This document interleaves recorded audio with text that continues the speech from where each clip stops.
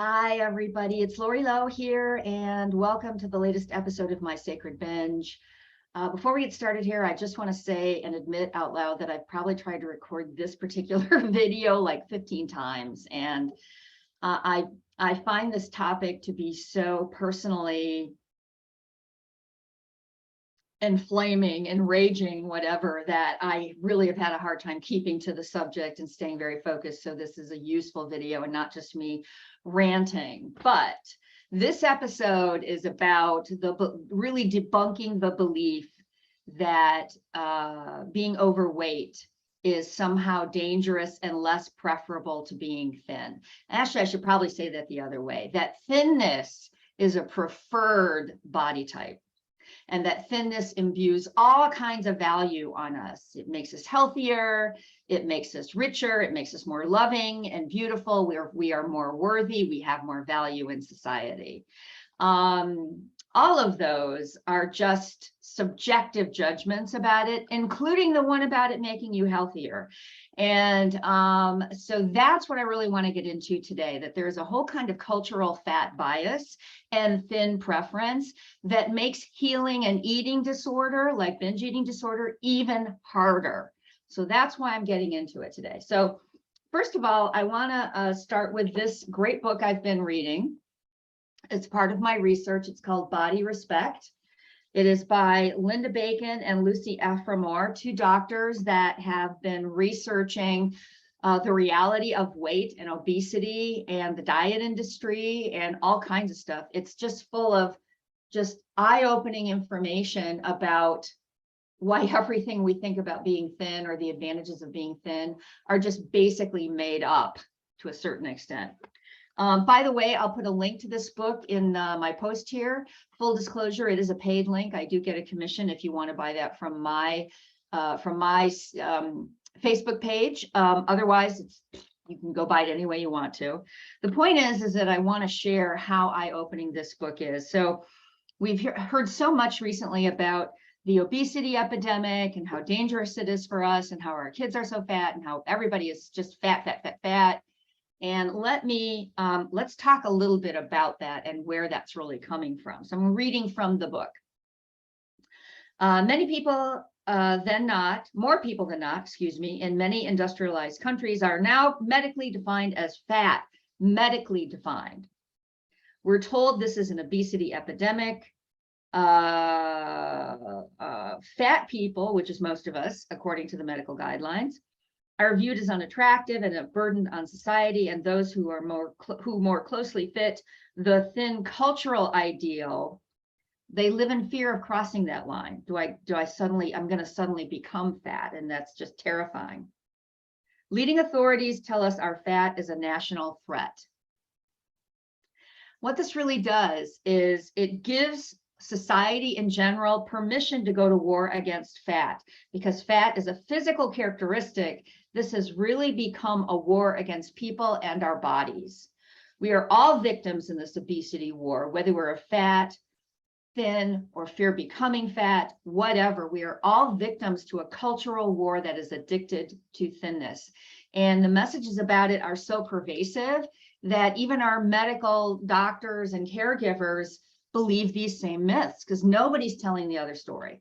So let's talk about this a little bit. The doctors who wrote this book they got this great quote here. We don't have an epidemic of obesity. Our epidemic is one of judgment, bias, and hyperbole around the disadvantages of being overweight. So let's start in a series of episodes here. We're going to start debunking these myths. And the one I want to start with today is just, it is so profound. It's going to blow your mind. So you all know about the BMI, the body mass index. We've all heard about it. I remember being tortured by it when I was a little girl and going into the doctor's office, and there was a chart hanging on the back of his door. I didn't fit into my ideal size or weight for my height at that time. How many of us don't? And I was immediately put on my first diet. I'm just going into kindergarten and I'm being put on my first diet because I didn't match this chart. So let's really debunk what the body mass index is even about. Let me read you this quote. When the United States established the standards that it and many other countries currently use, the data the committee examined showed that health detriment didn't occur until there was a body mass index of 40. Though they set the standard for overweight at 25 and obesity at 30. So it wasn't based on the health detriment that a person would actually start to experience by having too much weight on their body. They did it based on, they just liked people thinner. They just thought, yeah, if you're not super skinny and you've got a little love handles or whatever, you know what? You're obese and you need to do something about that. Oh, you can see how angry this gets me. I can't even put my glasses on. I'm so mad about this. Okay.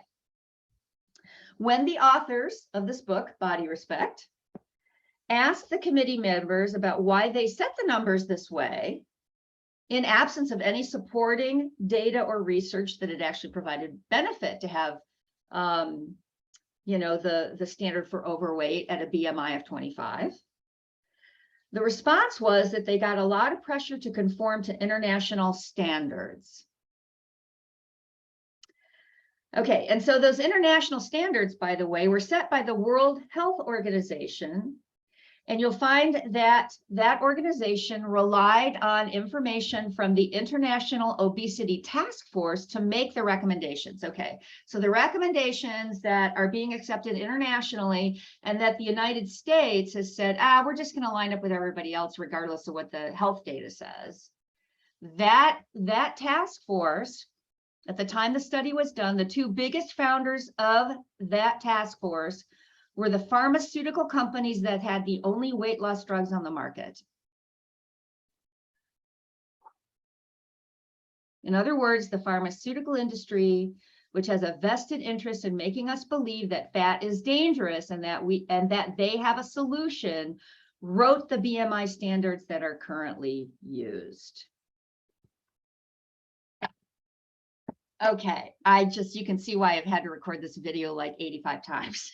Because I just get so angry about this, that there is just a cultural bias toward thinness, so much so that we will manipulate the data or ignore the data, actually that's probably more relevant, in order to present a standard of beauty and weight and health, which actually the data doesn't even follow this, in order to continue this bias toward a very thin frame as being one that is preferable.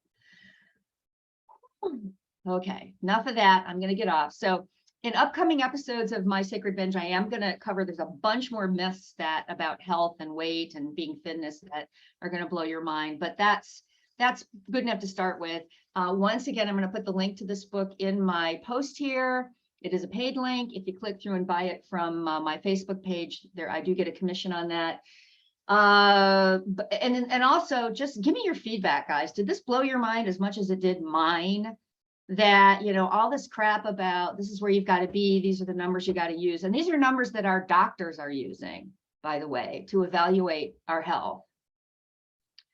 What if none of that were true and you were just being discriminated against? That would make me so even more angry than I already am. Anyway, enough about that. Great chatting with you today. I'm glad I finally got through this topic. You have a great afternoon. And once again, give me your feedback. I'm looking forward to getting a conversation going with you on this crazy topic. Have a good one. Bye.